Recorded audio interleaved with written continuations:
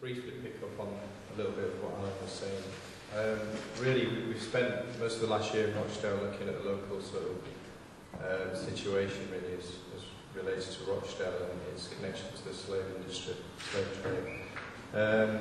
Really, obviously, cotton is the big connection, as it is in Oldham. I've just got a couple of facts for you I thought I'd read out.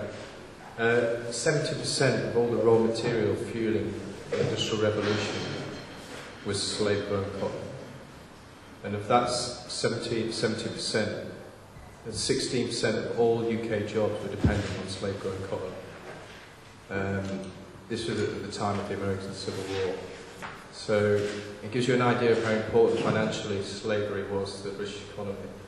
Now, unfortunately for the anti-slavery movement, a lot of the plantations in the southern American states were owned by wealthy British aristocrats. So it was in their interest, although slavery had been abolished years earlier in the empire, it was obviously in their interest to keep the slave trade going for economic reasons. And it was really only, I think, down to quite a few people, but a lot of northern liberals, politicians, working class people who lobbied, especially during the American Civil War, and supported the northern anti-slavery states that really brought an end to this. So what I'm trying to make a point is that although we can feel ashamed, I suppose, in some ways for what's happened in the past, we should also feel very proud of the fact that it was the working class of the north of England that made a large contribution to ending slavery in America.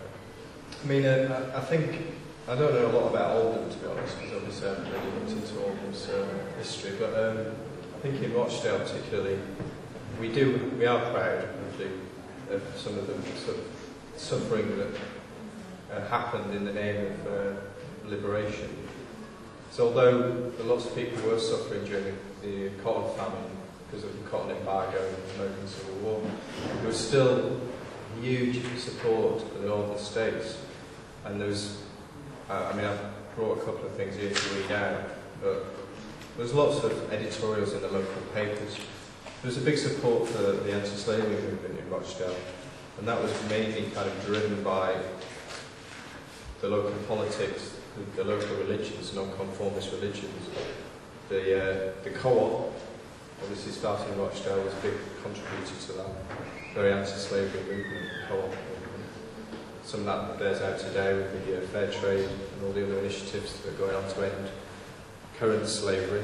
But I've just got a couple of quotes here from the Rochdale Observer, or one from the Rochdale Observer. This was from 1862.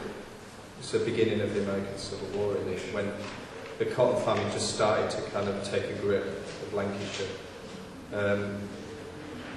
It says, "We earnestly and religiously pray that the war may result in the uprooting of that accursed system of slavery which has led to it. We bid Godspeed to those who seek its abolition, and would add, with emphatic feeling, that we shall regard a vast amount of present evil and suffering as fair compensation if slavery be destroyed." But this is, this is the local paper when, at the time, 17,000 people worked in mills in Rochdale, and about 12,000 people were out of work and starving. So even though people were suffering, they were still had the moral understanding to campaign against slavery.